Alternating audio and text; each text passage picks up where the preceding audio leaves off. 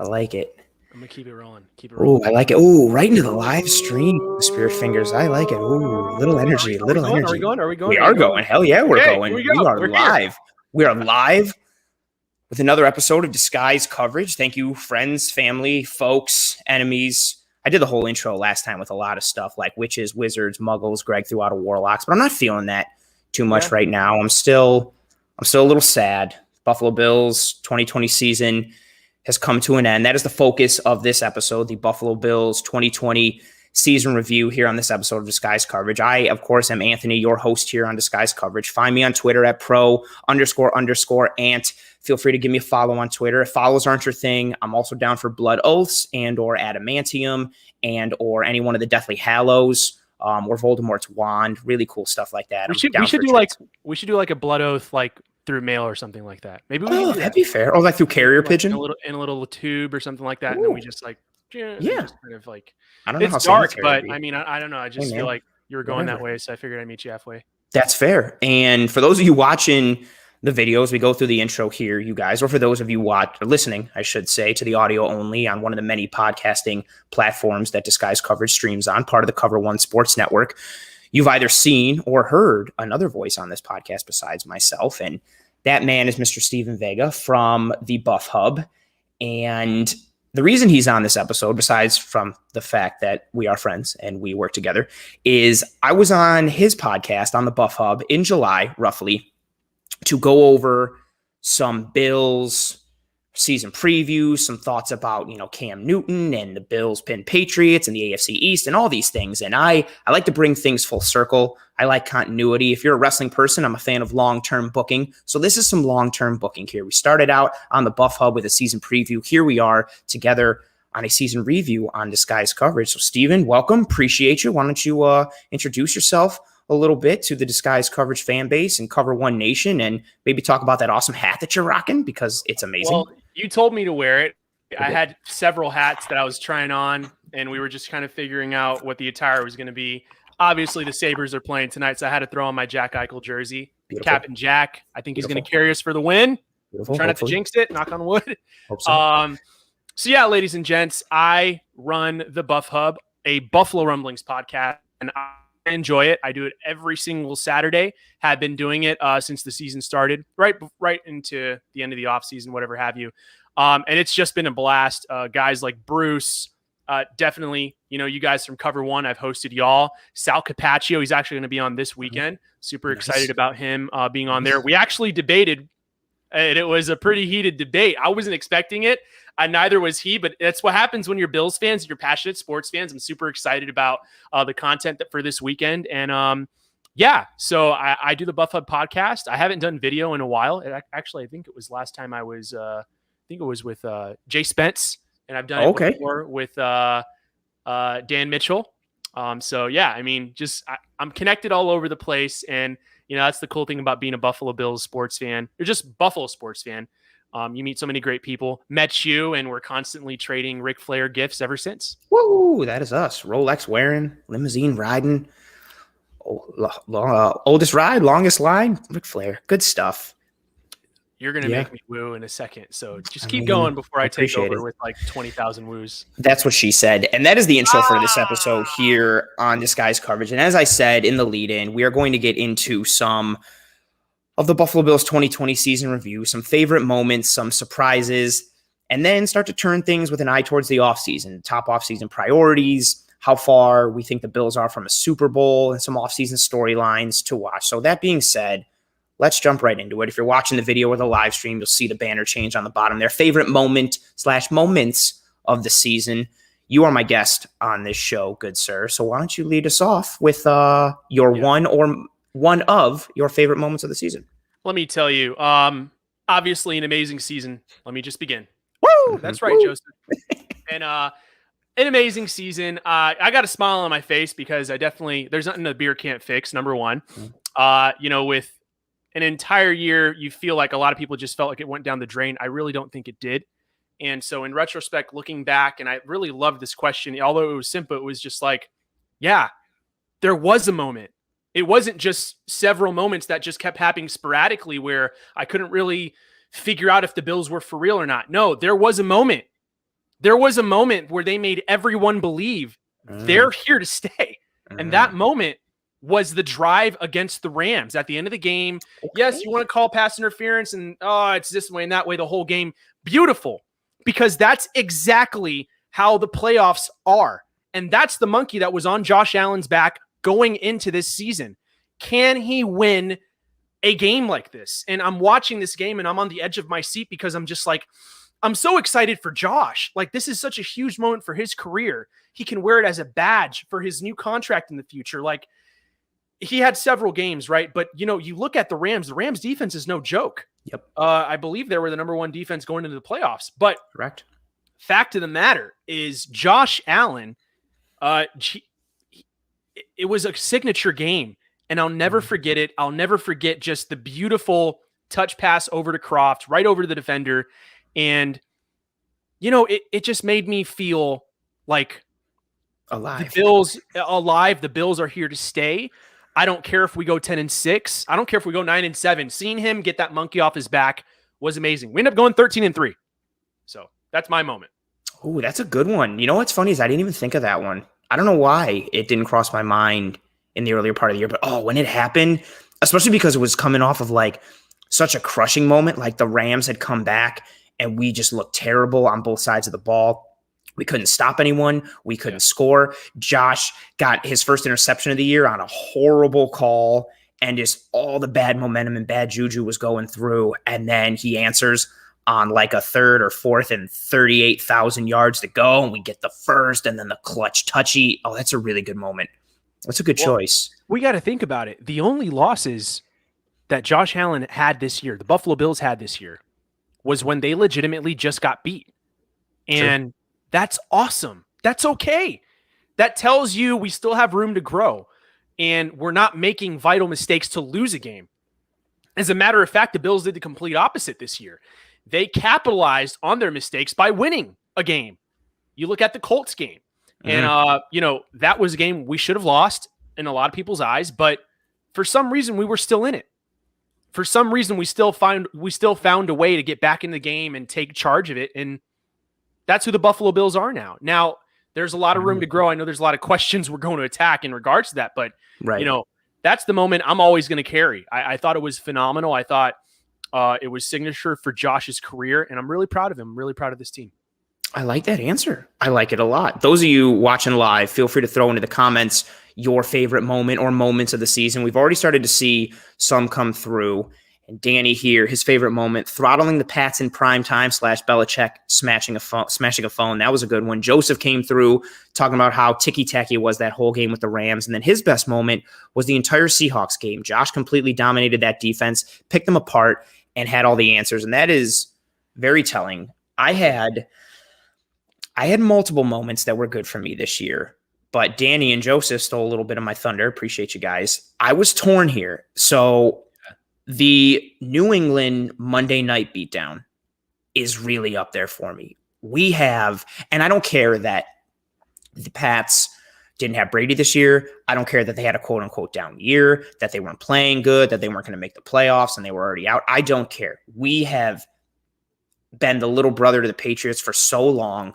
We played them in game 1 of this year and barely won thanks to the heroics of Justin Zimmer and Cam Newton fumbling that game away. We could have lost that game very easily. And we went into that Monday night game on prime time against the Patriots, against a team that always had our number, and they were limping it again. And we were running strong, and we had to put our foot on the throat, and put the nail in the coffin and put them in the grave. And we did that. Just beat them down. Diggs had a great performance. Josh looked great. The defense for the Bills only gave up about 220 yards. No passing at all. Cam gets benched. Just a complete dismantling of the Pats on national television. We got to do the game to the Patriots that they had done so much to us, which was by the middle of the third quarter / end of the third quarter, everybody was just kind of like, well, this game sucks. I guess let's turn it over and do something else. Matt Barkley saw action in that game because that's how in hand a game was against a Bill Belichick-led Patriots team. That is so up there for me. meant a lot emotionally, for nostalgia purposes, for going forward, and just for the optics of it. It looked great, felt great, but also up there for me, as Joseph mentioned in the comments, that Seahawks game. Russ came into that game as a dark horse / early favorite in the MVP race. The Seahawks were rolling. Jamal Adams was coming back. No, I don't think people really believed in us yet, but everybody was loving and digging Seattle.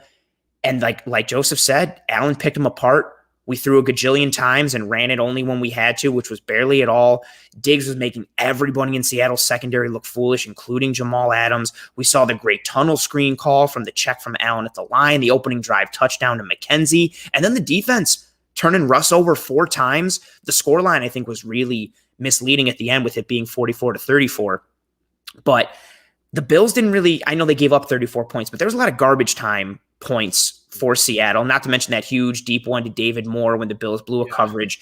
They really dominated Seattle in all facets and forms and kind of knocked Russ out of the MVP race in a game that a lot of people look to as like, okay, let's see how we define ourselves. And that was a big win. And I don't know which one I can pick between, but those are my top 2 for sure. Well, I guess we could leave it at there are a lot of signs that people didn't take seriously about the Buffalo Bills being in the Final Four, cream of the crop. And there were that game in particular was one of those games where people needed to recognize and know the Buffalo Bills will be going to the AFC Championship. It's a big deal.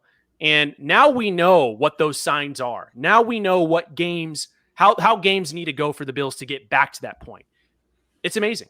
It's awesome. Yeah. Great comment here from Joseph. I think that was the first time all season I've seen Russ stressed out on the field. That's very true. And I also had another top moment, even though it came by a devastatingly awful moment. The touchdown drive against Arizona, that throw to Diggs, the great route by Diggs, the accurate pinpoint dime of a throw from Allen, Diggs getting up and saying, that's why you pay me, and pointing to himself. It was just sad that it ended in one of the worst losses, even though it ended up being a galvanizing moment for the team and something that we look back on like, oh, that actually led to some positive things. That was so brutal just watching them lose in the end like that on that stupid Hail Mary. Well, Anthony, let me say this. The Buffalo Bills are notorious defensively for exposing quarterbacks that some people think are unexposable. I don't know if that's a good word. If that's even a word. Lamar Jackson. Yes. And we met Lamar Jackson again, and we showed everyone we were the blueprint on why the Tennessee Titans last year beat them. Very true. And everyone was terrified about the Buffalo Bills. I was terrified about the Buffalo Bills facing the NFC West this year. Tough division. We should have swept them aside from the Hail Mary. It's insane. Yeah, we should have. And us dominating, going 3-1 against the NFC West. I mean, what else do you want the Bills to do to prove to you that they not only deserved, the second seed, but they deserve to be the AFC East champions? Like, they completely played lights out a lot of times throughout the year. Yes, there were times they struggled, but, in my opinion, I am of the belief that the Bills are going to play this way probably for the next, I'm not going to go too far ahead, but I'd say for the next 5 years. For the next 75 years. Oh, yeah. Too far? Did I go too far? If Brandon Beane stays there and he keeps drafting the way he's drafting, I think we'll stay here for the next 200 years. I mean, he'll set the foundation that strong, I like that. Yeah, that's a good point. There were so many moments in this season that you could hang your hat on and be like, oh, this team is for real. We have a good future. We have a good foundation. I think that ties in well to our next topic here as we start to switch gears a little bit. Biggest surprise or surprises of the season, in a season where the Bills won the AFC East for the first time since 95. They go into the playoffs as the second seed in the AFC, one of the best teams in all of football. Obviously, when you have a season with that much success and some question marks going into the year, obviously you have to have some surprises. Could be one, could be many. What was your biggest surprise or surprises of this 2020 season for the Buffalo Bills?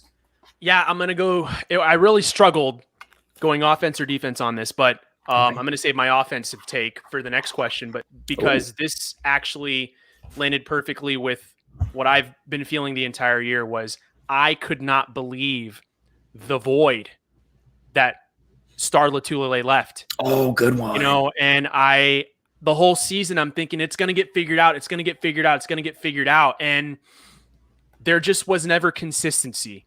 You know what I mean? And I do really believe you look at a guy like Vita Vea, for example, from the Tampa Bay Buccaneers, and having that stickler in the middle where, if you try to run up the middle, you're going to most likely only get 2 or 3 yards. That's what's going to happen. We didn't have that.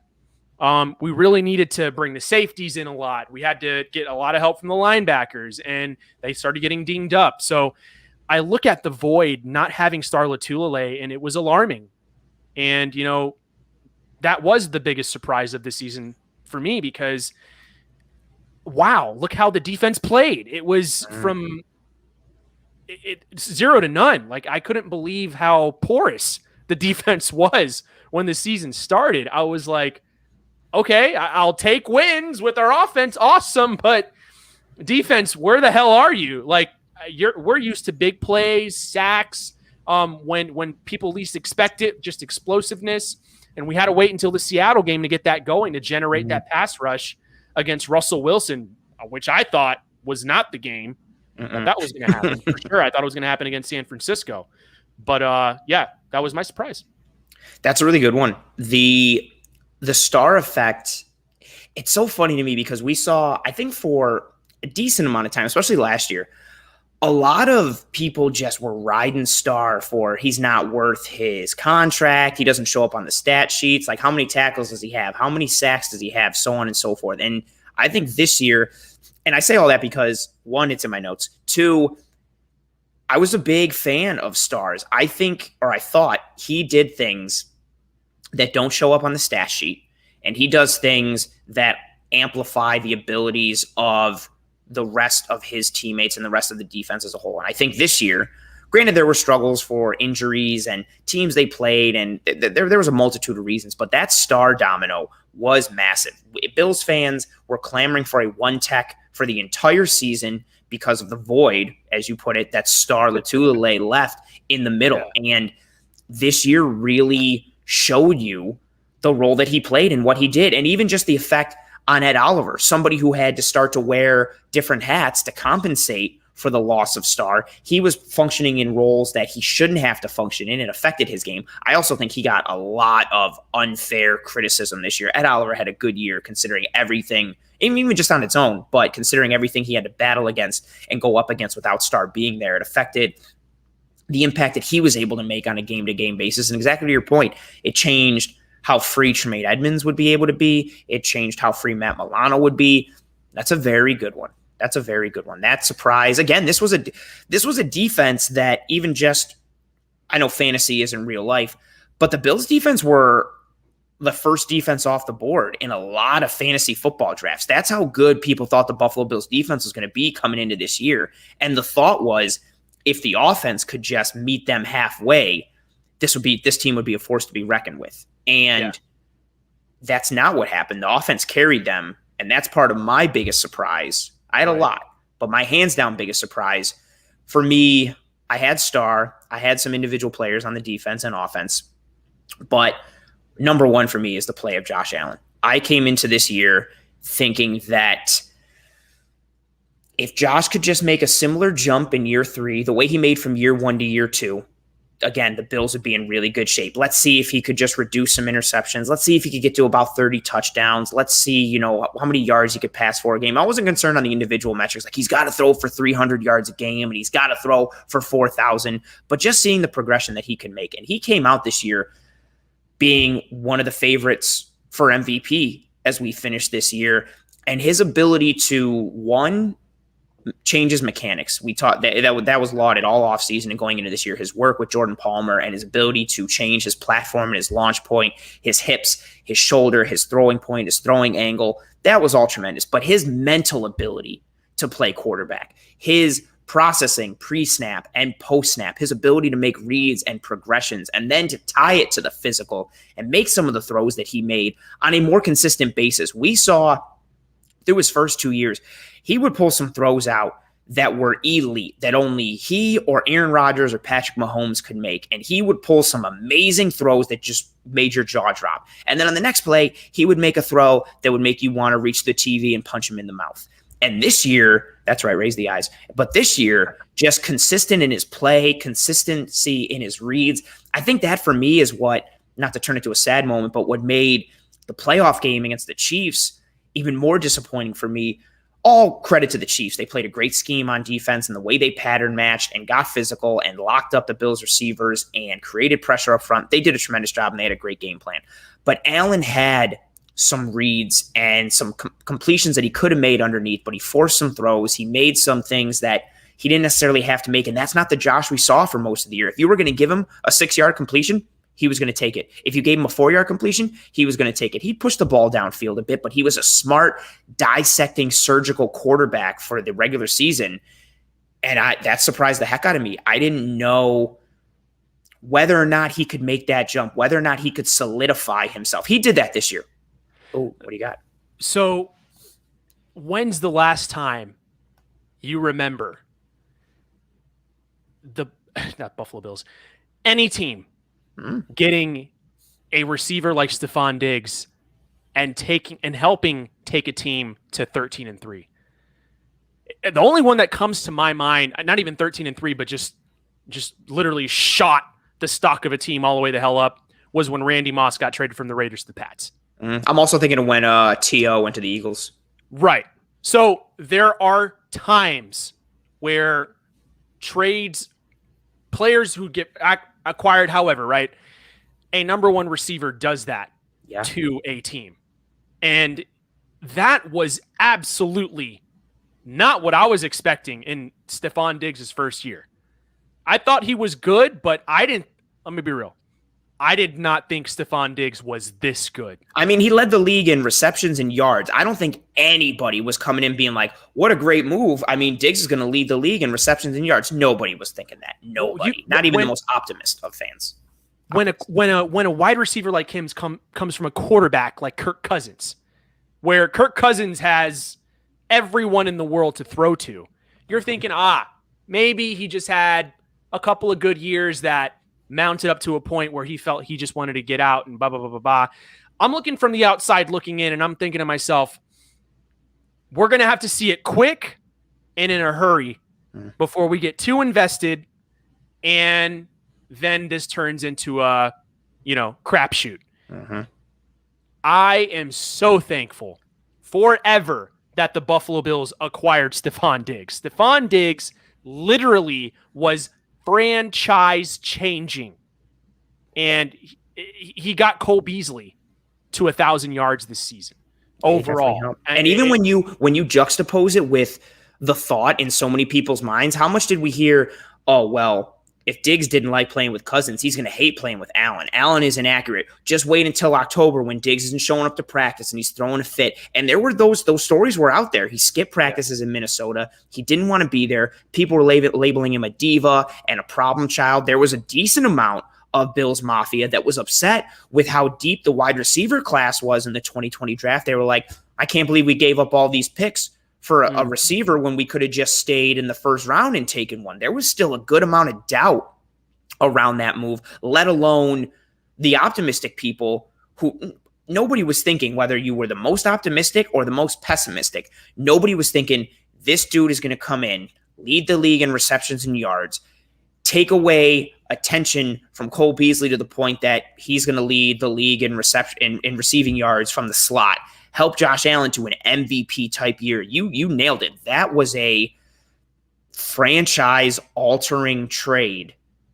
And it came almost out of nowhere and shook this team up in the fan base, but there was still so much doubt with it. And he came in and crushed it in every way. Like there was when Moss went to your point, when Moss went to the Pats, there were people thinking, well, he was not good in Oakland. Is he washed up? We'll see what happens. But when Owens went to the Eagles, everybody was like, oh, dude, McNabb got a number one. Owens is sick. The Eagles are going to be nasty. The Bills, with that acquisition of Diggs, it was more similar to Moss, which was like, is it going to work? Do we believe in Josh Allen? Is Diggs a jerk? Let's see what happens. I mean, from 58% to 69% completion percentage, like it's unheard of. After people said that it could never be done, and if Josh Allen did it, he would defy math itself. Yeah, and it goes to show you that this game isn't played by robots by any means. And like in the sense of you need to be a prototypical type of quarterback, just like Brady or similar to Rodgers, or you got to be a hair looking like Ben Roethlisberger, where you got to have that it factor or whatever. I think Josh Allen has his own it factor. He's kind of awkward when he runs. He kind of reminds me of Mose from The Office. When The Office. I had to do it. I don't care. I don't care how in the hell he runs. If he's going to run around and make a play, running 25 miles an hour and the ball goes 40 yards down the field and he throws it like a dart, I'll take it every single game.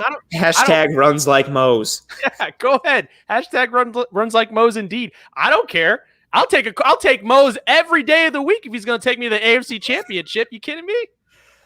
Oh, yeah. His play close behind Allen was that Diggs acquisition. I'm so glad you spoke about it, because it just, again, we have the Allen Diggs duo is now being put in the same category with some of the best duos in the league. I mean, it's even just the love for it.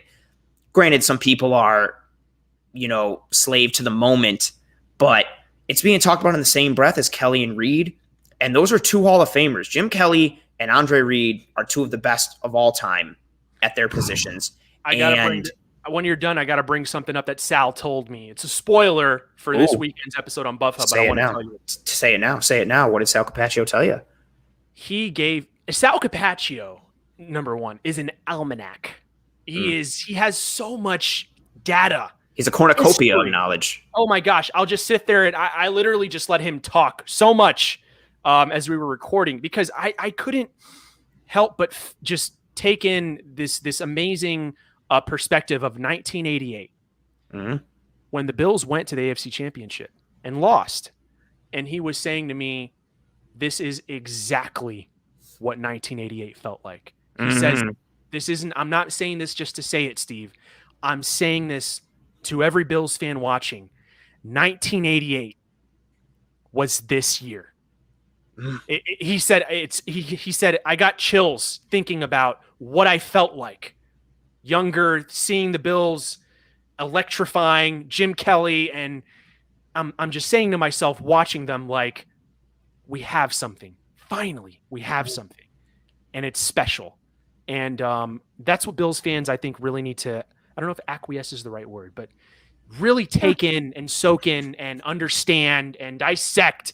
Like, this is a good offseason to do that. Like, this is a great time to learn about your team, learn about football history, keep the confidence, and understand what is built in Buffalo is here to stay. It's serious. We're a contender.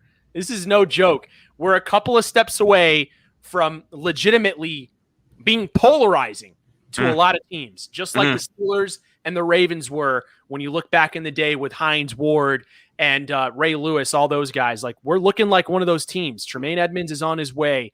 God bless the Matt Milano situation, which I ranted about. You're going to hear about this weekend, but, it's another conversation. That's a perfect segue to, one, get me hyped up, but two, going to our next topic here, which is the top offseason priority for the Buffalo Bills. I see your wide eyes there. What is your top offseason priority? Again, you could have multiple. You could have one. Danny seems to think if we add a run game, we're the new Chiefs. I like that. Tell me what your top priority is. If the Chiefs had an amazing run game, let me just be real with you. If they had amazing running backs, they wouldn't have picked up Le'Veon Bell. Oh. What the Chiefs have in regards to that, what the Chiefs have is amazing movement. They're fluid. Everyone on their team just knows what the hell's going on. When they're flying around, they're going this way and that way. Tyreek Hill looks like he's going to do a full motion. He stops at the fullback position and just freaking bolts the other way. What do? You saw what you could do. Pretty much absolutely nothing. You need someone at the defensive back position who can match that some way, somehow, which maybe that's the Tyreek Hill is going to spark, what the future is going to look like at the defensive back position. Because it sure as hell ain't going to happen at the linebacker position trying to cover him. So, yes, my point segues into this. I had to pick between the D-line and this. It was tough because, yes, I told you about Star Lotulelei and that being the biggest surprise. We just need a stronger running attack. I don't care what the hell it takes. Okay. I don't care. I don't care if it's better offensive linemen. I don't care if it's a faster running back. I don't care if it's a guy like Derrick Henry, Najee Harris from, Alabama. I don't know. I don't know what it's going to take. I don't know who fits the system the best. What I do know is that our running game looked absolutely vanilla garbage ice cream this year. I don't know how else to say it. It was embarrassing. Devin Singletary was looking amazing last year. And for some reason, when the offensive line gets healthy, I'm not talking about before the offensive line, when they were dealing with all this Brian Winters, whatever. When the offensive line got healthy, we were struggling to look close to what we looked like last year. We had our moments, but my God, what is it going to take? We know what Devin Singletary's, what he's bound to become, but it's like, okay, I don't know what that's going to take, though. I don't know if it's going to be offensive linemen. I don't know if it's something to blame Dable about, but we don't even want to talk about, blaming Dable because we're thankful to have him back. The passing game is amazing. But, man, when you go into the playoffs and your running game is nowhere to be found, that's my biggest question mark. That is my biggest priority this offseason. How would you like to see, so this has been a hot topic amongst a lot of Bills fans and in the Bills social media community and the Twitterverse, because I want to know here what your thought is on how the running game, how you would like to see it improve. Because I too would like to see the same thing. It's not my top offseason priority, but I think the running game needs to improve. However, I don't think that is equal to running the ball more. I don't think we necessarily need to pass less and run more.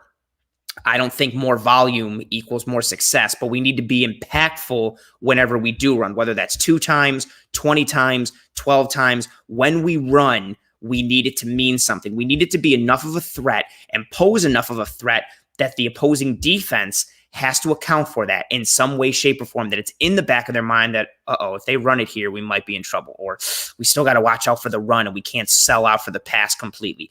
That's how I would like the running game to improve. Is that also what you're thinking, or are you talking more just volume perspective and you want to see more pass run balance? I think we need to figure out what the hell the identity is.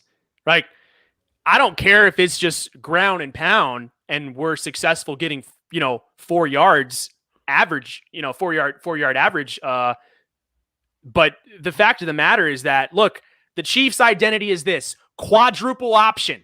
Let's let Kelsey get it, Mahomes get it, the running back get it. Everybody's going to get the football when he's going to pitch it off, and it's going to go left and right and this way and that way, and they're moving everybody everywhere. That's who the Chiefs are, right?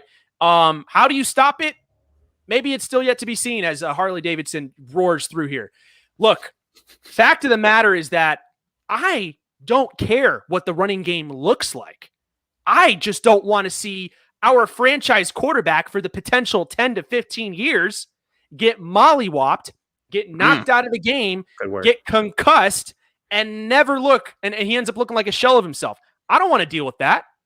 If I'm Sean McDermott, I definitely don't want to see that happen to me because I'm going to lose my job. I'm going to start getting blamed for not being able to, pick up the right players, know where the void's at, blah, blah, blah. And look, I don't care. I don't care what it looks like. If it's a guy like Derrick Henry, awesome. If it's, we got to bring a fullback in, we didn't have a fullback all season for crying out loud. I think that could have been an issue. You're just trying to pound it up there. You got, Dawson Knox in the pistol formation, which I really like, by the way. I thought it was a very awesome thing to see. I thought it was very cool to see that wrinkle in the offense. I thought it was something that was actually signature with the Buffalo Bills this season. I didn't see a lot of teams doing it like the Bills did. Now, what I think ultimately will determine how this run game goes is next year, when we start to get a couple of games going, we're going to find out pretty quickly if the offensive line is overrated or if Devin Singletary he's pretty much just hit his ceiling. I don't know about Zach Moss. Zach Moss is going to come off an injury. Here we go all over again. We have these question marks at the running back position. But that's where I'm going to stop because I'll rant and I'll go down a rabbit hole. You have to stop me early. Fair enough. Oh, there's a There's a message here from Lone Wolf, regular fan of the show. It's sad when your leading rusher is your QB after spending third-round draft picks on running backs, obviously in reference to Devin Singletary and Zach Moss. That's fair. That's fair. And again, like I said, that's a big one for me. I just don't want people to think that improving the running game means more volume, because this is a passing team. This is a passing offense. The key to this team going forward is Josh Allen and Stefan Diggs, and the analytics community and the metrics all point to sustainable offenses in today's NFL, and more successful offenses in today's NFL are passing offenses. But to your point, and to my desire that exists in my brain, we need to have a more impactful running game. It needs to be a threat. It needs to be there. I like where Danny's head is at. Aaron Jones, I think he's going to cost a little too much, and the cap situation is going to be something that is massive to monitor this offseason. But Aaron Jones should get paid. But also we got to see, could he get paid? What's his market value? What's the leverage he has? Got to see where that money can go and how much they're going to have to spend. And part of that is in my top offseason priority. Buffalo Bills defense, a Sean McDermott defense. Your linebackers are the absolute key to that defense. I'm going to pull this comment real quick. I do believe we need more speed at running back. I agree. I would like to see some speed and some better route running from the running back position. But in the Sean McDermott defense, whether in Carolina, whether even when he was in Philadelphia, your linebackers are so key, are so important. And it's the same in the Bills defense. When Edmonds and Milano were cooking, this is a good defense. This is a functioning defense. And those linebackers are even more important because we run a nickel defense as our base defense. So you need your two linebackers to be able to cover sideline to sideline. They need to be able to blitz. They need to be able to take on blockers. They need to be able to execute run fits. They need to be able to make plays sideline to sideline. They need to be able to be versatile and do a lot of things. Matt Milano is one of those linebackers for the Bills right now, and he does a lot. He was one of the best coverage linebackers in the NFL for the last several years. He has really risen up since being a late round draft pick.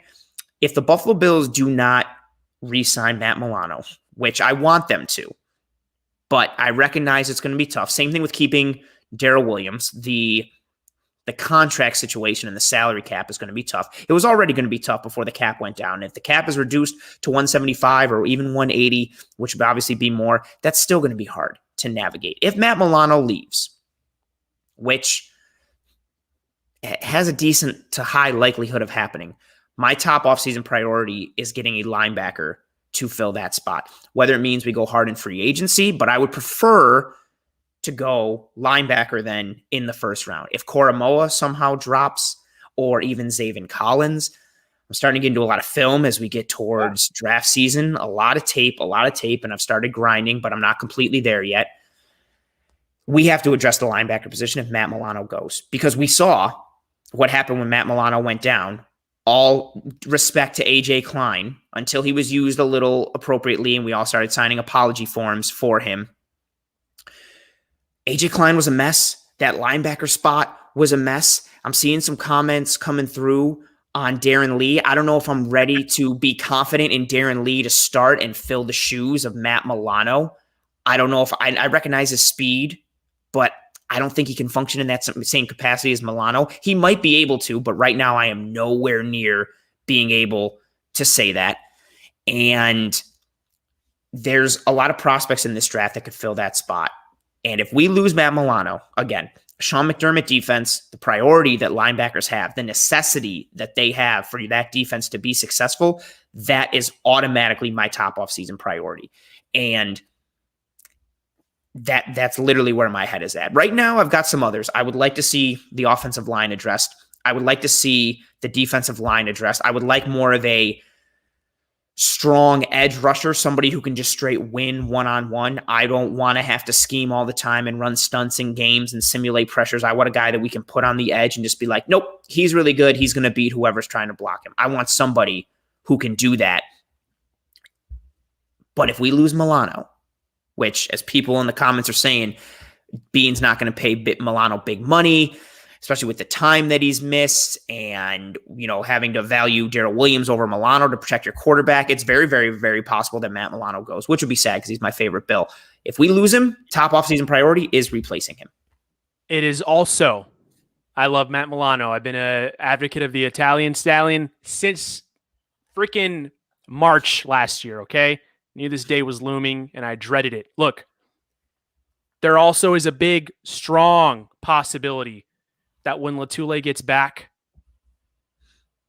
whoever plugs in that position is going to have it way easier. And it's not going to be so difficult to be able to do what we need to do on defense. I think having that defensive line last year as cohesive as it was really helped Milano develop, really helped Tremaine Edmonds develop. And going into this year, it was rough for them to see. Boom. I mean, night and day. They bared a lot of the load. People got to the second level really quick, and they paid the price.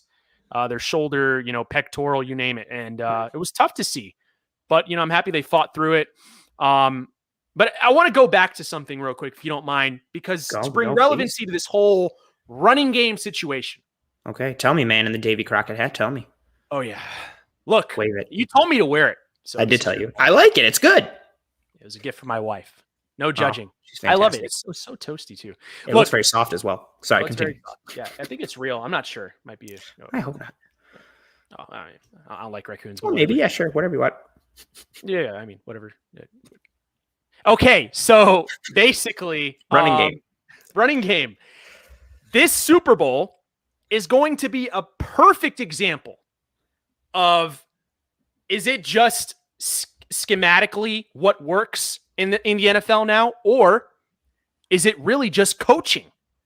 Because we're going to see running backs and people flying all over the place with the Chiefs, and then you're going to see a very structured, just man-to-man up type of offense from the Tampa Bay Buccaneers.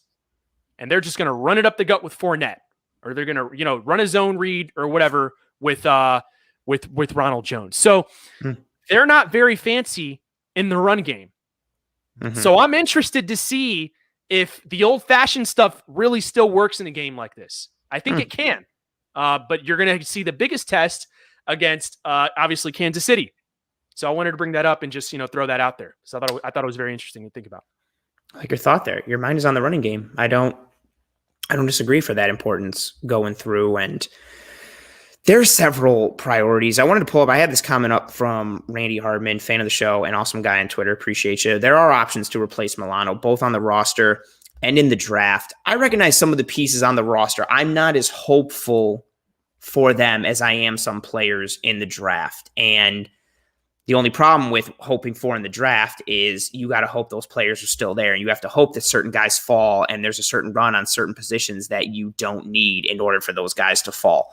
And I think even in just this discussion, you've talked about the running game and talking about whether the running back needs to be addressed or the offensive line needs to be addressed.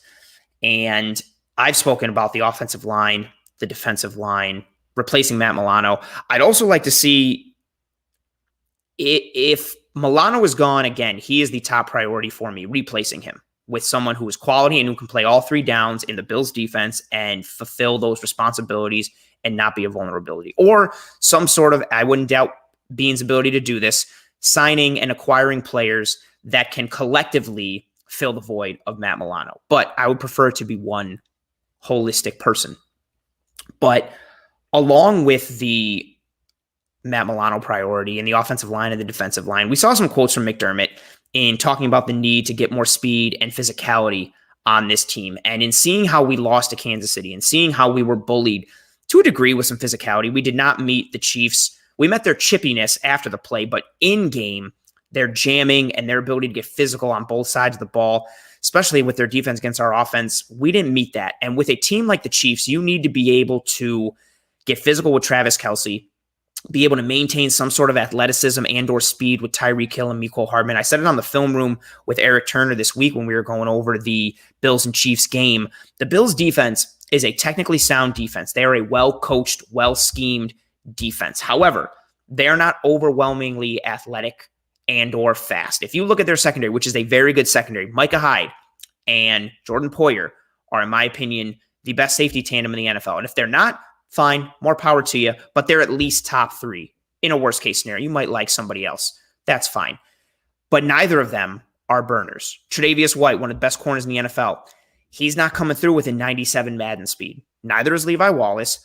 Dane Jackson is my boy, and I love him, and I think he can fill Josh Norman's role next year, and he should be in heavy rotation for the number 2 corner spot. But Dane Jackson, also not a burner. We are not an overly fast or physical or big defense. We are a technically sound, well-schemed, well-coached defense. The problem is when you play teams that have a lot of God-given ability, i.e. size, strength, or speed, like the Kansas City Chiefs, which mainly is speed, combined with how well coached they are with Andy Reid, combined with having Patrick Mahomes.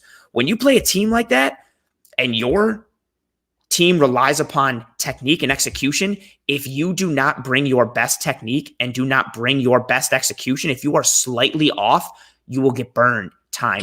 Can you do me a favor? There's a comment by Tommy Rhodes that says that's what pissed me off right there. Can you throw that? Okay. I want to read it. That's what pissed me off. The Chiefs could be run on. That's how the Browns were able to climb back into the game. It goes back to my point. And did we just see a Buffalo Bills team not necessarily outplayed, but possibly just outcoached? And we don't want to admit it. And we want to put all the blame all over the players. Look, I got into a heavy debate. Again, this Saturday, you can hear me and Sal Capaccio go back and forth about it.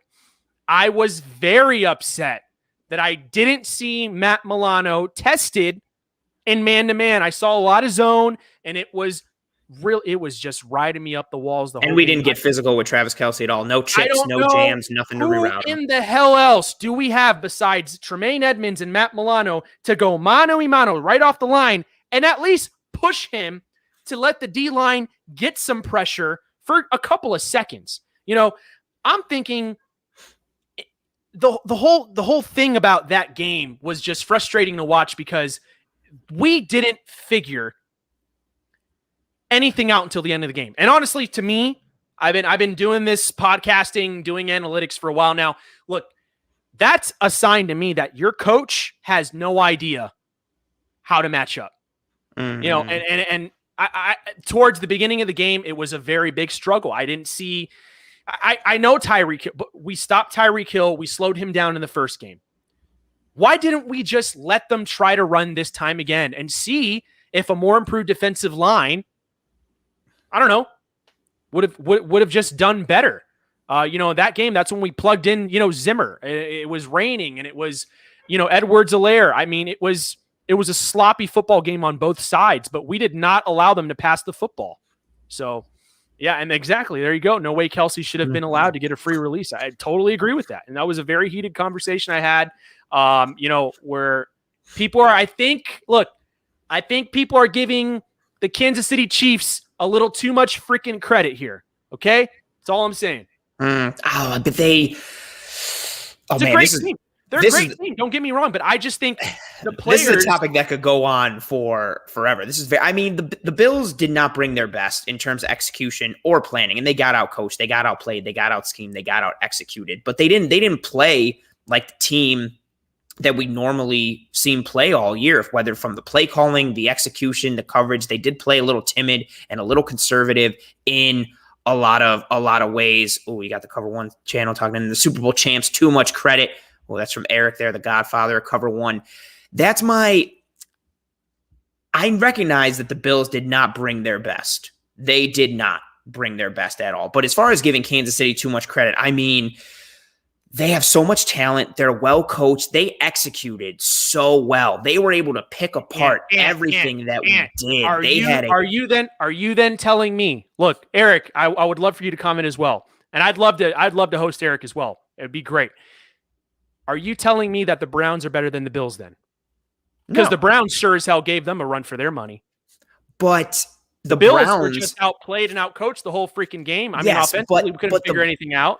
But the Browns offense has one of the best offensive lines in the NFL. They have better running backs. They have a completely holistic, different scheme in terms of how they're coached and how they're game plan and what they're able to do. I don't think, as Eric's throwing up there, they are a different team and scheme. I don't think with the Browns being able to run the ball the way they did and have success, they definitely did that. But the Bills aren't built like the Browns, much in the same way that if the Browns had to get into a shootout where they have to pass to get it through, they're not built like the Bills where they can spread you out and just pick you apart and take you literally take you apart. What's up, Hazard? Sorry, I got distracted there. I don't think the Bills can match the Browns' running ability with that line, with that scheme, and with their running backs. I don't think, even if we wanted to come through and be like, hey, let's deploy the same game plan that the Browns used against Kansas City, I don't know if we can run that game plan. You got to dance with the girl that brought you to a degree, and the Chiefs were ready for the girl that we brought to the dance, and they schemed against her, and they executed phenomenally. Yeah, I would say, look, the execution was great, but I'm just saying, a team as a whole, I know Mahomes is out of that game, but you got to give credit. You got to give credit where it's due. That defensive line they were just pummeling that team. And I think the defensive line of the Browns is pretty damn good. I think the defensive line of the Bills is pretty damn good. We shut down the Baltimore Ravens. What else? I don't know what else to say. Oh, you want to get into the passing game and schematically and stuff. I understand that, but I just don't understand how you can go from literally locking down Lamar Jackson. Well, it's a different offense to scheme against. Well, the point is, Ant, you looked worse. You looked worse in the AFC Championship game than you did when we first played in the season. So, what was the difference then? I mean, we were locked and loaded, ready to go. It had to be a coaching issue. It had to be, in my opinion, it's a coaching issue that needs to get addressed. There was talent, and yes, then they played really amazing man-to-man the whole game.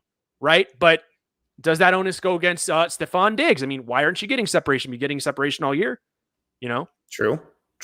I mean, I think it's with how we played in the first game against the Chiefs versus how we played in the AFC Championship. I think, again, that's more credit to the Chiefs. They adjusted better than we did, and they attacked what they saw better than we did. And they executed their game plan better and were able to feed their guys better than we were able to do ours. And I want to bring it back to that Ravens point. We definitely shut down Lamar. We provided the blueprint last year. As you mentioned, Logan Ryan and the Titans said it in the playoffs when they beat the Ravens, that the Bills provided that blueprint. We were able to just execute it a little better and have some, offensive success. The Bills have a good blueprint to beat Lamar Jackson. They've already established that. But shutting down the Ravens offense because of Lamar's deficiencies in the passing game and because of their lack of weaponry on the outside to test the Bills secondary, the Ravens matchup is a better matchup for the Bills because of how they can commit and stop the run versus that Chiefs offense. I recognize how strong the Ravens running game is, and it's a good offense. They do a lot of good things. But just because you're able to stop that offense doesn't mean you can stop another team's offense, especially when one is more run-focused versus pass-focused. They're different things. They're different animals. Let me give you this stat. The Chiefs have allowed, the whole year, the Chiefs have allowed more than 75% of opponent trips in the red zone to go for a touchdown. Correct. They were last in the league. We are the greatest offense in the NFL at scoring in the red zone this year. Why in the hell are we leaving with field goals? It's a coaching issue. We should have blown them out if we would have scored, I think, 2 of those touchdowns. Down the rest of that. Down the rest of that. That's a very large assumption. Well, I don't know. Well, you got to understand momentum. The Chiefs. Old momentum. Okay. Is a very strong factor in a football game. There are emotions play a huge part. True, in very a football game. And I'm telling you right now, you got a ton of fans in there, right? They allowed more fans than ever this season for some freaking reason. But yet the Bills couldn't get that, until I know, right? The Chiefs had like 1 million people in the stadium. Whatever NFL. Look, fact of the matter is that I find that unacceptable. But with the momentum thing, the Chiefs last year were down, 24-0 to Houston in their own house in that same scenario in a much more disheartening fashion. But if you want to get into that, remember who was shutting down Travis Kelce.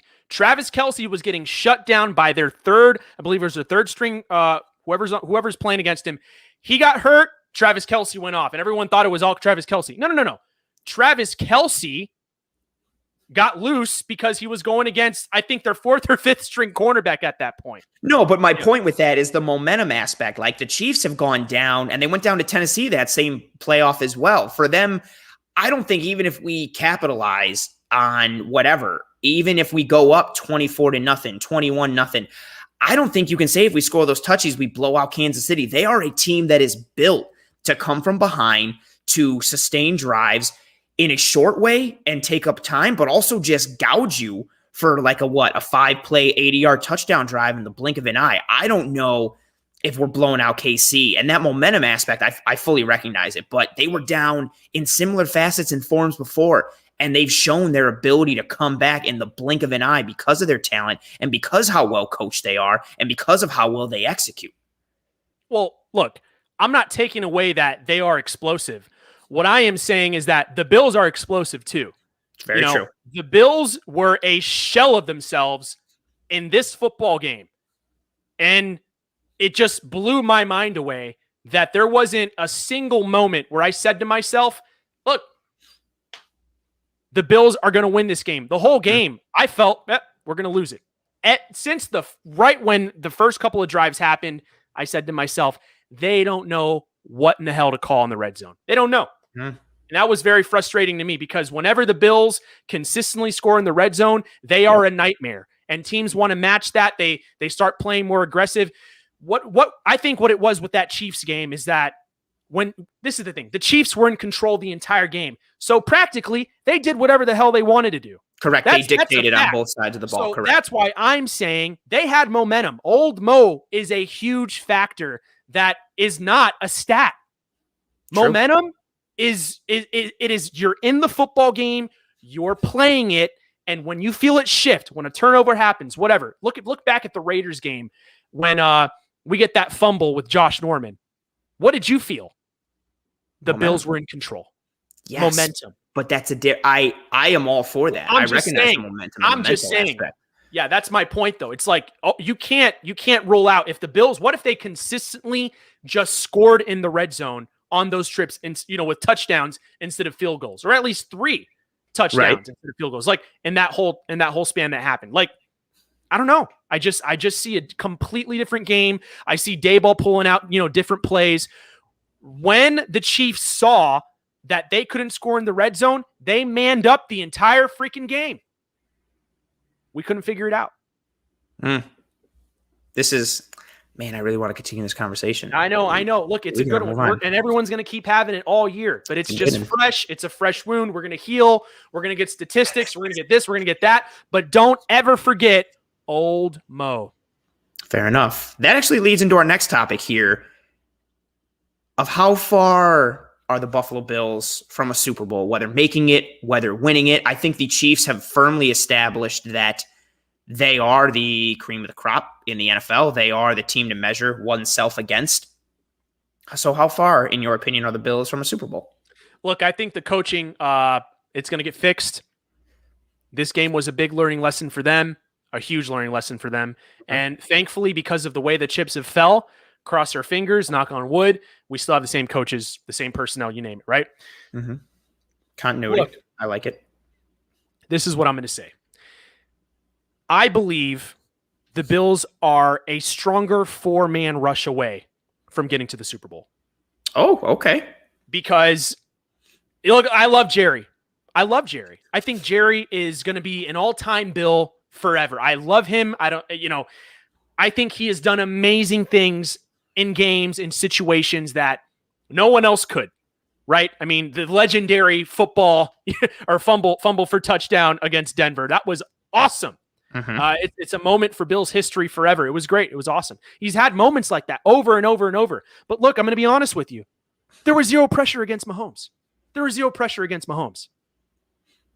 Mahomes isn't running around like Lamar Jackson. What's the issue? Like, I get it. You want to give him more credit that the offensive line was better? No.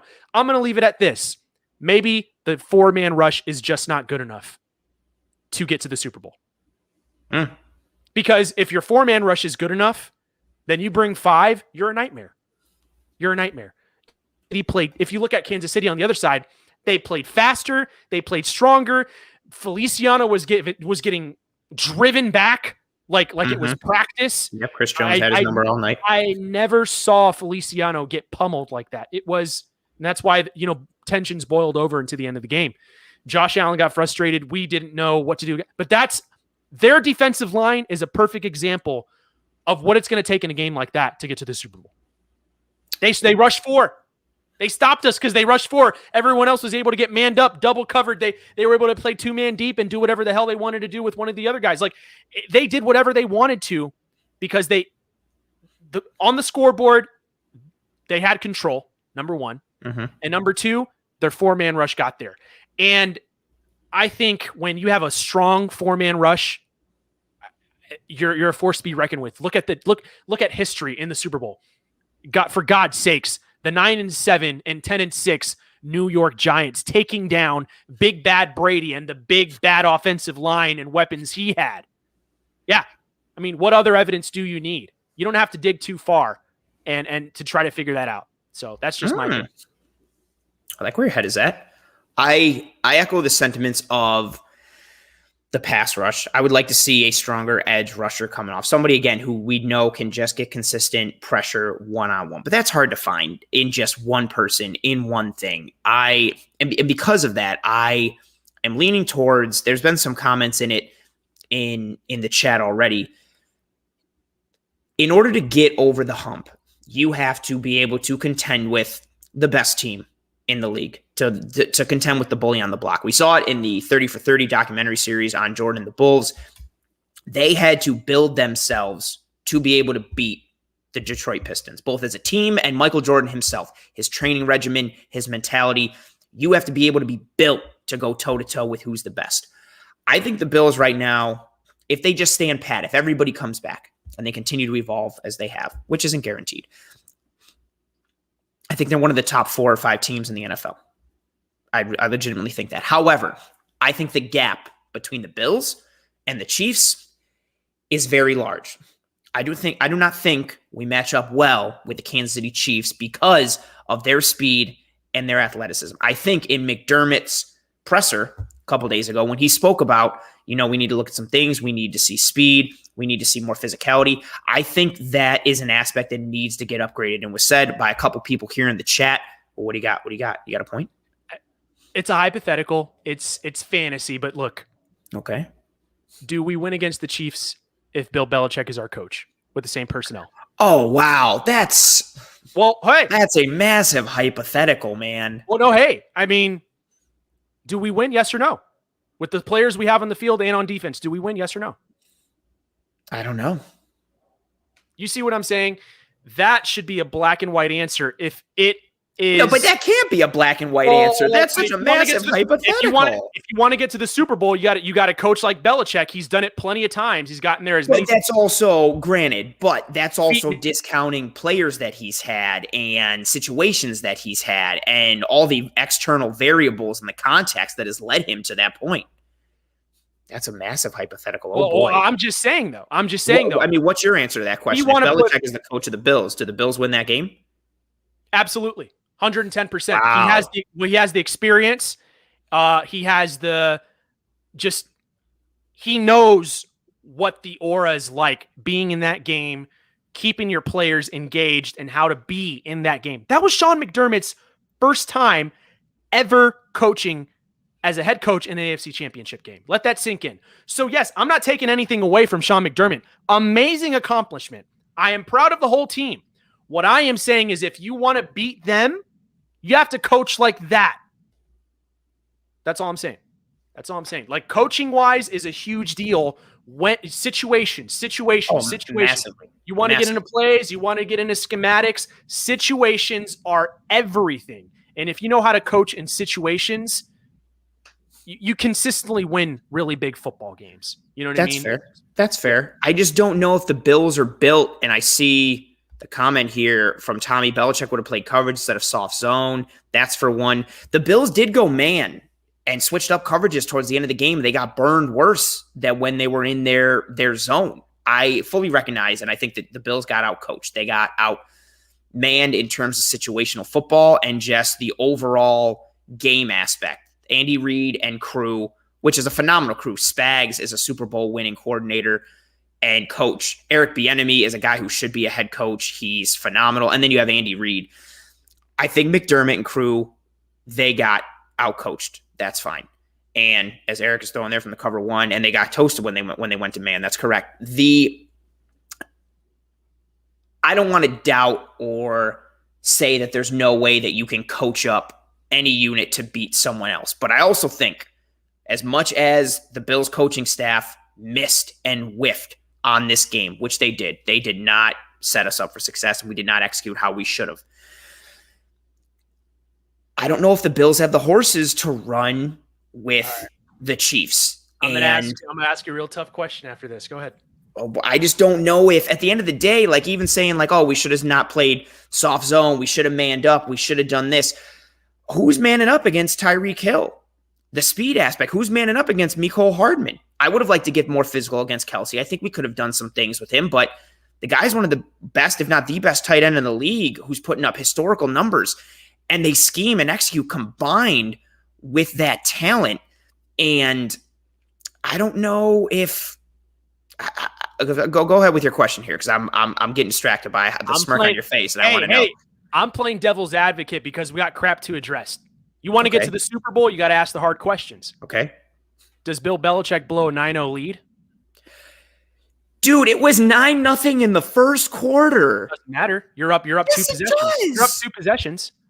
You're up 2 possessions. Dude, it's the first quarter, though. With like the momentum got sucked out of the stadium.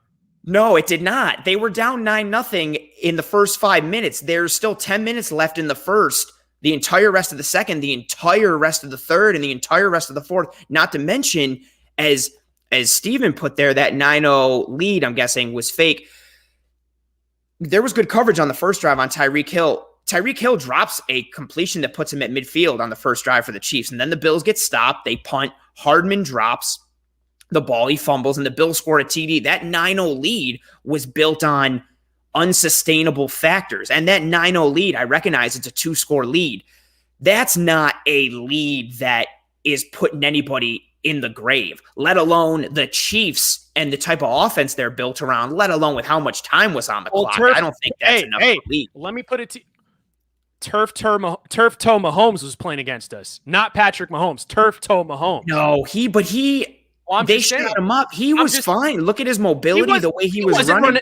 He was not running out of that pocket. He was throwing at will, however. But he still has that escapability and their scheme ability. I don't think just because he had a toe injury, that means that a 9-0 lead with Bill Belichick means that it's over. It's a dangerous injury, number one. It's a dangerous injury. You push him out of the pocket a few times and you force him to make a throw that he doesn't want to make, you get turnovers. And let me tell you something right now. Against the Chiefs in the second quarter, you cannot score 3 points. Very true. The Chiefs scored 21 points in the second quarter. Very true. Then but I don't think, but being up 9-0 doesn't guarantee that you're going to score more in the second. What else? Look, when I see, if I smell blood in the water, I'm throwing every great play I have to get as many points as fast as possible to keep momentum on my side. It just felt like it got conservative, and you know. It stunk to see the Bills lose that way because you know, they did not. I mean, Stefan Diggs standing on that field, just feeling like literally he was like, it was like the championship trophy was like sand in his hands. Like it was sad tear. You know, it's one of those things where a player like him knows that the offense blew it, and he doesn't want to point the finger because he knows that a lot of it does fall on him not being able to win the one-on-one. Number one, I'm actually upset about Stefan Diggs not doing that. So fact of the matter is, if you're Stefan Diggs, you need to get open, dude. You need to get open. Their cornerbacks are good, but they shouldn't be better than you. That's just my opinion. He got open on some plays, and then Allen missed him to a degree. Well, so the point of the matter, though, is that, you know, he's dominant against the Rams. He's dominant all year. He's dominant against, you know, Xavier Howard and those boys in Miami. We go up against these cornerbacks, and I don't know. Maybe it was a play calling. We can get into the statistics of what the Chiefs are really good at, but in a game where everything is on the line and you look vanilla, I don't know, man. I just think there's so many factors to consider, even with that, like Beasley playing with the broken fibula. John Brown got hurt in that game and didn't look the same after his knee got stuck in the turf. And I'm not trying to make excuses for that, but that definitely hurt a little bit. And then combine that with what the Chiefs were doing. And also, whispers Chris Jones, yeah, the effectiveness of that Chiefs defensive front, even when there were times where they just brought forward, like you mentioned it, Steve, the ability of Chris Jones just to blow up Feliciano over and over, and for them to get rushes with just those front four, they were able to do that consistently and be able to break the pocket on Elam with just one or two guys, combined with what they were doing on the back end with their pattern matching and their physicality and their coverage. I agree. I think coming into that game, I thought Stefan Diggs should be able to eat against this defense. I did not think the Bills offense would be stymied as much as they did, but they executed good coverage on the back and they doubled Diggs when they needed to. They got physical. And when you get, I think that was even more important too. They got physical to the point that they disrupted the Bills' timing on offense. And they disrupted it to the point that Allen didn't have an immediate first or second read. But by the time he would get off read number one and try and go to read number two, let alone read number three, he often had a guy in his face. Eric threw out the stat right here in the chat, which is beautiful. Allen was under pressure for 24 out of 58 dropbacks. He was under pressure a lot in that game. They disguised their defense well. They did a lot of good things on defense that I guess would lend to your point there also of the Bills being outcoached. They executed well. They executed better, and they had a better game plan coming in. Let me tell you this right now. You know what I'm upset about? Okay. You know what I'm upset about? The coaching staff not making Kenny Stills active. No, Cole Beasley's he's playing with a broken foot. But there's also, I'm looking at that and I'm like, why doesn't he just get activated? Maybe he's not up to speed with the playbook. Maybe he doesn't know the game plan. Maybe he's not ready. He's only been there for about, 20 days, I think, maybe less. But come on, you're a professional football player. You've been sitting there for a couple of weeks. Just throw him in, see what he can do. Especially the fact of the matter is we had Cole Beasley playing with a broken foot, broken fibula. That's no joke. The guy ended up limping off the field. Like, look, if you have more, you sign him, you got everyone excited. Kenny Stills is going to be able to just come in here and do something. He just sat in his freaking bedroom eating pizza and wings. Like, we're sitting here trying to find an answer. Like, look, the fact of the matter is that the Buffalo Bills offense had no answer, and it was a very deflating loss. It was just, it wasn't like, okay, there was respect coming out of the game. There's no respect coming out of that game. It's a deflating loss, and if we want to get to the Super Bowl, we can't lose like that in the biggest game since 1993. Very true. Very true. Eric throwing in that point there, throw him in. Does he? That's my overall concern there as well. Does he know the audibles? Does he know the check with Mees? Does he have the rapport with Allen? Does he know the playbook? But if we don't know. We don't know that. Do you trust McDermott to make that assumption and know whether or not he's ready to come in? I trust McDermott not to put in Cole Beasley with a broken fibula. That's when you find out all the answers and it's even more deflating, and then you had this guy just sitting there. Everyone was excited to have Kenny Stills. Let's not backtrack here. We were excited. I'm not going to backtrack. I was excited. I want to see him on the field. We didn't give him a shot. Right. But but guys playing hurt happens all the time. A broken fibula. Dude, you put in Kenny Stills. I'm sorry. He's going to get more separation than Cole Beasley on something. He played against them. He knew what it was having to match up against them with the Houston Texans. But does his physical ability, so Beasley was diminished in his physical ability in that game, but does Kenny Stills' physical ability outweigh his understanding of the offense and rapport with Josh Allen and ability to fit into a scheme that he's only been in for under 3 weeks? Well, I mean, the way I look at it. Also very interesting stat here. Beasley averaged 3.1 yards of separation in the game, which is pretty decent. And Tyreek Hill also averaged 3.1 yards of separation. Sure, so he was able to make some space. It sure is. Look, the fact of the matter is that Tyreek Hill may have averaged 3.1, but my God, he was like O.J. Simpson all over the field with that damn football. We couldn't find an answer to save our life. Look, the fact of the matter is that you look at explosiveness, we had zero. True. We had zero. That's why I want to see that speed in the offseason. Let's get some more speed injected. We can go toe-to-toe. Kenny Stills isn't faster than Cole Beasley. Oh, Kenny Stills isn't. Look, all I'm saying, I understand you look at the audibles, you look at this, you look at that. I get it. I understand. But my thing is that if you know Cole Beasley is that hurt and you're making him play through that, because I would have been less deflated if they started Kenny Stills and then we found out Cole Beasley was out with a broken fibula. Good.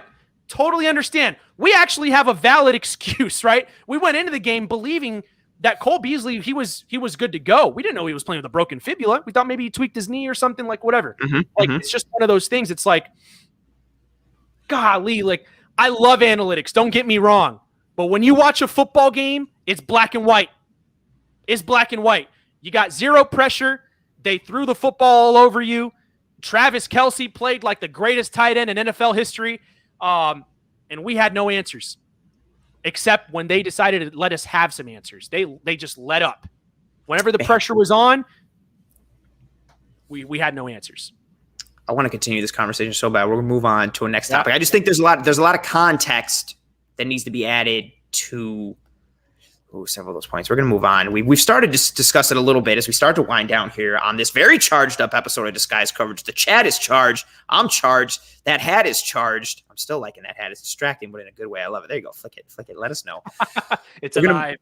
We're going to move into some off-season storylines to watch now. And we've already talked about it a little bit in talking about the Chiefs game and talking about some storylines and talking about some priorities, but what is your offseason storylines to watch for the Buffalo Bills this offseason? Well, number one, let me just say I am satisfied. Okay. I am deflated, but I am satisfied. I sure as hell did not think the Buffalo Bills were going to the AFC Championship this year. I thought we'd win a playoff game. Final four. Leave. We're good. We're great. Didn't think that we were going to have the game we had against Lamar Jackson. We did. Look, I'm taking a lot of positive. And going into this offseason, improvement on the coaching staff, on the coaching staff and in the running game. That's it. Starr's going to come back. I believe he is, unless he wants to stay off of COVID leave, whatever. And I think the linebackers are going to play better. Matt Milano may not be there. With Starr there, it's going to plug up the middle a lot better on the run game. We're going to be fine. Justin Zimmer's emerging. It was good to get Phillips that experience. I think he played amazing, especially coming off an injury. We got to give him a whole hell of a lot of credit. Horrible Harry's back. Look, the silver lining was one, because you're talking about the storylines, right? Just strict storylines, not like, okay. So, well, if you want to get into something else to watch, is there something non-storyline related? We clearly are able to just go down the rabbit hole. So I'm going to start broad so we don't begin there. So, which is fine with me. I love rabbit holes, as you can tell. Well, this is raccoon. But look, the silver lining is for the next 10 years, we have a number one receiver and we have a quarterback and a solid defense. We haven't had this since the 90s. It's as simple as that. We haven't had this solid a foundation since the 90s. You can say what you want about most recent years. Trent Edwards, if we would have kept this guy, would have kept that guy, we wouldn't have. The foundation wasn't there all the way up, all the way down, not just on the field. Every single level of the Buffalo Bills organization is solid. And that's it. It's tough to match up against the Kansas City Chiefs. The fact that we got to the Final Four, holy smokes. I mean, that's amazing. So, I leave it broad because, I really do think what the Buffalo Bills have right now is what every team is looking for. Bill Belichick's looking for. The Jets are looking for. Miami's looking for. Right now, the LA Rams are looking for, and they're in the gutter with Jared Goff. Look, a lot of teams are in deep crap, and the Buffalo Bills are not. Be very thankful, be very satisfied, because it gives you a chance in the playoffs, as we saw, and it gives you a chance to build upon what you have. Not remove, replace your big pieces. Look, Matt Milano, in my eyes, is a big piece, but I do think Star Lotulelei is a bigger piece. I'm so passionate about, Matt Milano, and I had a big debate with Sal Capaccio about, how monumental it's going to be, and we're going to see the difference right away.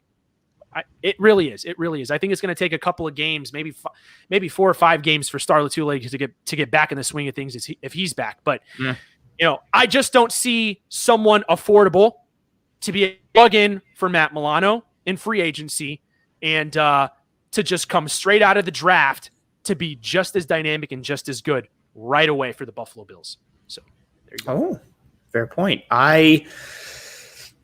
My sentiments here, my off-season storylines to watch. Step 1 for me, it all starts with the salary cap. I want to see what that number is and the chain reaction it sets off. Milano, Darrell Williams, Feliciano, who's kept, who's not. What does that do? Potential restructurings for contracts. I know a lot of people are talking about John Brown and cutting him or restructuring his deal. There's so much potential for an offseason storyline for everyone having to do with that salary cap and the leverage that it creates and or removes from teams or players at certain positions. We're going to see an offseason like we've never seen before because of what COVID has created, because of what the salary cap is going to be, and because it's come out of nowhere. It's something that teams haven't been preparing for years. It's come out of nowhere like a truck to hit you out of nowhere. And I want to see how teams are going to combat that and what it does, how hamstrung are teams, how teams are going to be able to get creative, who is moved and how, and what we do from there. So that is step 1 for me. I want to see what the salary cap looks like and the set of chain reactions it causes. We could do like a 5-hour episode, and actually I will do that in disguise coverage, not 5 hours, but as we move through on the salary cap and moves as we get closer to free agency and the draft, because there's so many storylines and tangents and avenues in ways everything can offshoot. And then second to that is something I started to talk about when we talked about the Chiefs game. I want to see the adjustments that the Bills make to be able to combat the Chiefs and go toe-to-toe with the Chiefs. I want to see what the Bills are able to do to add a little more speed, to add a little more physicality, to add some stability and solidification to the offensive line and or the defensive line from an edge rusher perspective, or stabilizing the right tackle spot and signing Darrell Williams, although he's going to cost a lot, or solidifying the interior of the line. There's a lot of aspects. I don't want to start a whole another large conversation because we're going to get super off track. I'll tell you right now. We got to be able to supplement our team to be able to go toe to toe with the standard in the NFL, and that standard is the Kansas City Chiefs. They're going to be around for a long time. We got to be able to go toe to toe with them. We need the horses that can run with them. There's an underlying storyline in my head that I'm hoping doesn't happen, because I will do a 2-hour segment. Mark my words today. I will do a 2-hour segment and rant for an hour about the disrespect. If Matt Milano signs with the New England Patriots, I will lose my freaking mind. I'm telling you right now, they got a lot of cap space and they're going to probably sign whoever's out there to try to improve whatever position. But I'm telling you right now, it'll be the biggest slap to the face. It'll be a bigger slap to the face than Stephon Gilmore. I mean, it'll really hurt. Yeah, it'll really hurt to see him just want to, you know what? Look, dude, if he cares about this team after being injured, there's another storyline that goes into Matt Milano too. After being injured, having to come back from injury, blah, blah, blah, blah. Look, I know his effect. Fact of the matter, he knows every team, most every team, except a couple, are going to have to find some kind of discount deals for certain players. But yeah, it'll just really hurt. It'll hurt really deep down if he decides to sign there. It'll just be a big slap to the face. And, I hope that doesn't happen. I hope he stays the hell out of our division If he wants to go somewhere else, go to New York, the New York Giants, whatever. But if he wants to stay in Buffalo, sign a 2-year deal, then get your big max deal when the time's right and everything starts to chill out, man. Like, you're going to have a good career here. But, we'll see what happens. But we'll see what happens. I want to get to this question here from Lone Wolf. As we start to wind down here, if anybody has questions, thoughts, comments, concerns in the chat, feel free to start lobbing them our way. We're going to try and answer everything as we start to wind down here on this episode of Disguise Coverage. Question here from Lone Wolf. Who would be your biggest surprise cut by the Bills, or someone they don't re-sign who's going into free agency? Biggest surprise cut? Mm-hmm. Well, I don't think it'd be very good for the cap, but I think it would be Mitch Morris. Oh, there's no way we can cut Mitch Morris. Well, I'm just saying, we don't want to. We all know how valuable he is. I think Bruce definitely sent a tweet that I liked and I retweeted. It was just, make Mitch Morris appreciated again. Morris appreciated again. He definitely don't put the onus of this Chiefs game on him.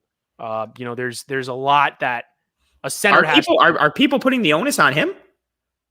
Well, it starts at the center position on the offensive line, being able to help read and whatnot. And then obviously when you got a guard who's able to fill in for you, who's coming off a pec injury and, is showing better productivity throughout the year. I'm not just saying in the Chiefs game. I mean, you start to lose a lot of value if you're Mitch Morris. But I will go to bat. I don't think he did. I personally don't. But we don't know. We don't know what they're seeing on film. We don't know what they're going to value. We don't know if there's other people on the market.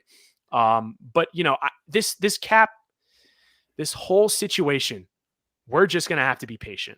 And, I think for a surprise cut, I look at Mitch Morris, I think that'd be the surprise cut for me. Oh, that would be a surprise. It would be a surprise for me as well. I think he offers a lot for us. I recognize his lack of power in the run game or some of the things that people are trying to connect in comments made by Bean and McDermott. And a couple people mentioned that in the chat, but he's just pulled off so many great reads and combo blocks and being able to get to the second level, and his intelligence and connection and ability to run that line would be a massive loss for me if we were able to lose or unfortunately lose Mitch Morris. That would be a big surprise for me. I think for me, Lone Wolf, and that's a really good question. I don't want to say surprise because it's been talked about.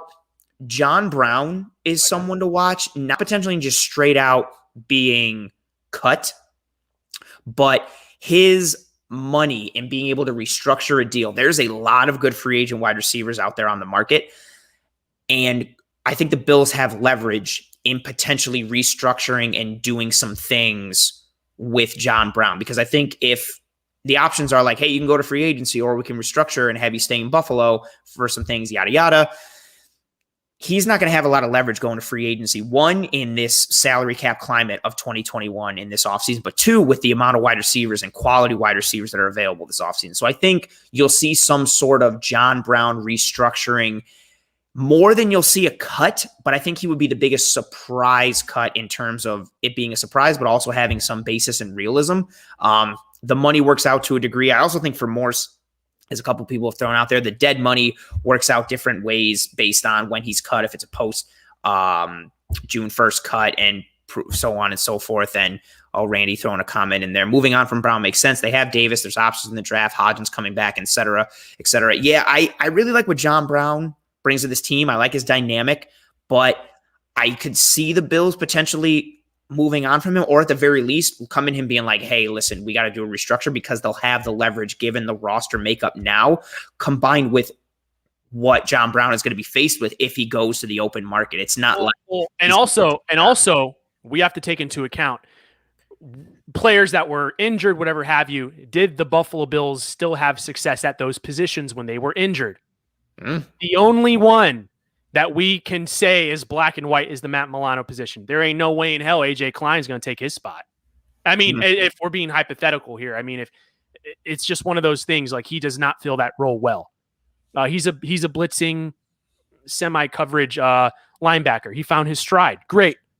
But, that's where I'm going to start there. I would agree with that as well. If we're looking to replace Milano from someone already on the roster, I think you're going to have to go more towards Dodson than you do Klein, because Klein doesn't have the wheels to cover and be in open space like that. I still think he's solid in his downhill function and sustaining the edge. And he showed a little more open field ability as we progress throughout the year. But yeah, he's not meant to be that rangy guy that Milano is. If Milano goes, we have to address that position. And I think it would be better served to address it in the draft, especially, again, you take a guy in the first round, you get that 5th-year option, you have good contract control in pretty affordable circumstances.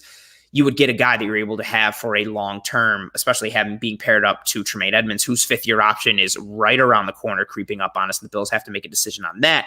So solidifying that linebacker position is definitely something that I'm keeping an eye on as well. I mean, but I just spoke about it earlier, so I didn't bring it through now. But Milano, number one this offseason is, that salary cap aspect and how it affects Milano and Williams and Feliciano as well. Although I like Feliciano's attitude and mentality more than I do his on-field ability and how he affects the team and his strengths there, especially after seeing him get eaten up by Chris Jones in that Chiefs game. But it's going to be an interesting offseason. And if this episode with you and I and the people in the chat, if this is any indication, as I throw up the Toodles, you guys banner, because, we're starting to wind down here and saying Toodles and saying goodbye as we wrap up here.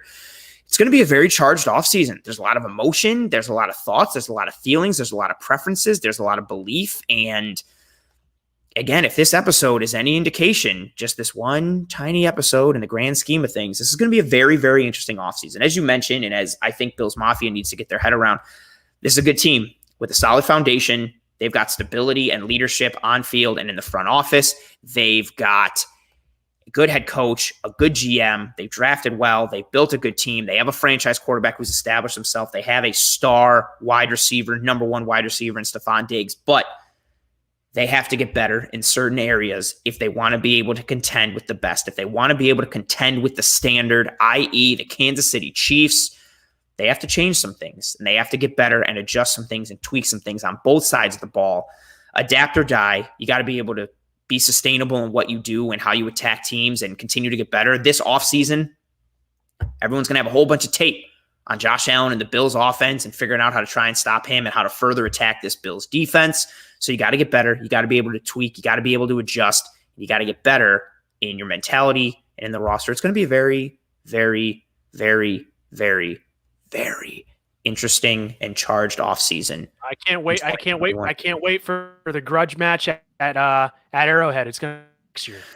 Yeah, and we play Kansas City next year. We'll see how we stack up with them. And man, what an episode. What a way to kick off this offseason here on Disguise Coverage. I want to thank you, my man, for coming by and charging us up here and really setting the tone for what this offseason can be and kind of representing being a microcosm of people's minds and the dichotomy that exists in people's brains of how this team goes forward and how this season was and how the Chiefs game affected everybody. Yeah, no, absolutely. It's an honor. I love what Cover One does. I'm very intrigued with you guys going forward, how it progresses and all that jazz. I mean, you guys got amazing following, amazing fans that follow what you guys do, and they're just so into it. They're interactive. I think it's great. And Buffalo Rumblings is where you can find me at Buff Hub on Twitter. You can listen to me every Saturday, hear how I rant. Same thing. Actually, this weekend, I'm going to have Sal Capaccio, repeating that again. And we had a good debate. I'm excited for everyone to hear it. And, love what you guys do over there. Say hi to the family and, go Bills. I'm excited for this freaking offseason, man. Let's see what happens. And it's fine. We're AFC East champions. Be excited, be thankful, but it's okay to debate. It's okay to try to figure things out and, engage with each other. That's what's important. Look, make no mistake. Buffalo Bills players, I think, definitely watch what we do. And I think it may fire them up too, when they see the fan interaction and they're seeing, how much we care. So, it's something to think about. But just want to mention that too. Appreciate you. That's a good ending thought. And again, I'm Anthony, your host here on Disguise Coverage. We will be here again next week. I will be here next week riding on another episode of Disguise Coverage. I'll be in the film room next week as well with Eric Turner as we start to fully dive into this offseason, the draft, prospects, breaking down film, breaking down free agency needs of all kinds, fit, scheme, traits, a whole bunch of things as we really get rolling in this offseason as this Buffalo Bills team tries to get better. I noticed you made a little movement. Did you have something you wanted to? Oh, there we go. I see some things coming through. There you go. Plugging this stuff in the chat. That's fantastic. Again, I appreciate you coming by. This is a very charged up episode. I appreciate everybody riding with us on this episode, listening live, watching live, listening later. If you're audio only on YouTube or one of the podcasting platforms, thank you so much. While you're there, please rate and review and subscribe. It is fantastic. It is what drives everything and furthers everything for myself and the Cover One team. Thank you to everyone for tuning in. Thank you to Steven for being my guest on this episode of Disguise Coverage. I appreciate everyone. Stay safe. Go Bills. And I will see you next week.